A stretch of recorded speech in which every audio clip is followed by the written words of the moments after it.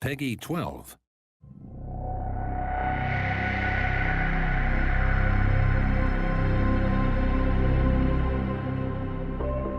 I'm Łukasz Żarnowiecki. I'm CEO and lead programmer in Creative Forge Games. For a long time, we all were big fans of space RTS games. We were wondering why nobody makes another full 3D RTS. So one day, we simply decided to fill this gap in the market. Navigation in ancient space allows full 3D movement, meaning you can order your units in all three axes. The Ulysses II expedition will need to defend itself and its allies from hostiles. Objectives range from regular defend, seek and destroy, capturing ships and installations, to transporting sensitive cargo and pursuing fleeing craft. Tactical combat is an essential part of the battlefield situation in ancient space. We've introduced 4 different size classes, many units with their unique look and feel and set of abilities.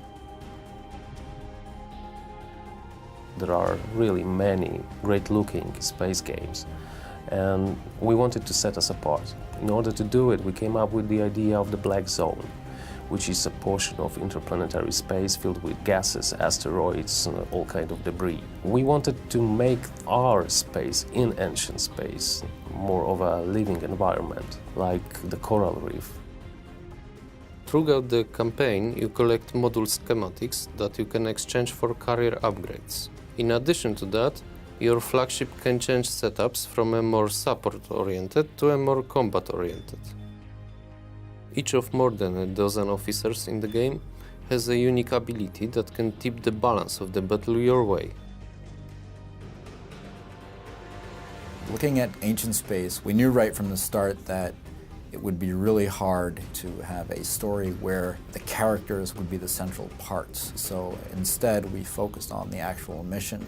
One of the first things we said was that ancient space was a NASA mission and not something like Star Wars, which is very operatic and heavy on melodrama.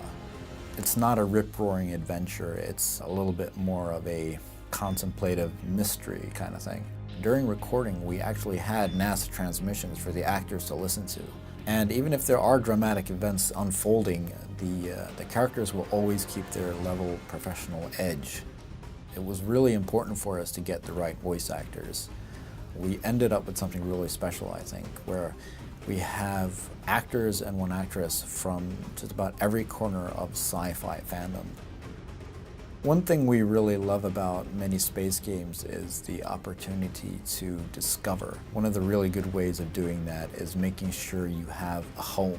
Han Solo has his Millennium Falcon, Captain Kirk has his Enterprise, Malcolm Reynolds has the Serenity, and we have one called the Ulysses II. It's this huge aircraft carrier building machine in space that you guide along. We kind of think of it as an extra character in the game, especially since the ship's computer is voiced by the wonderful Dwight Schultz. He sort of adds a really cool personality to the whole thing.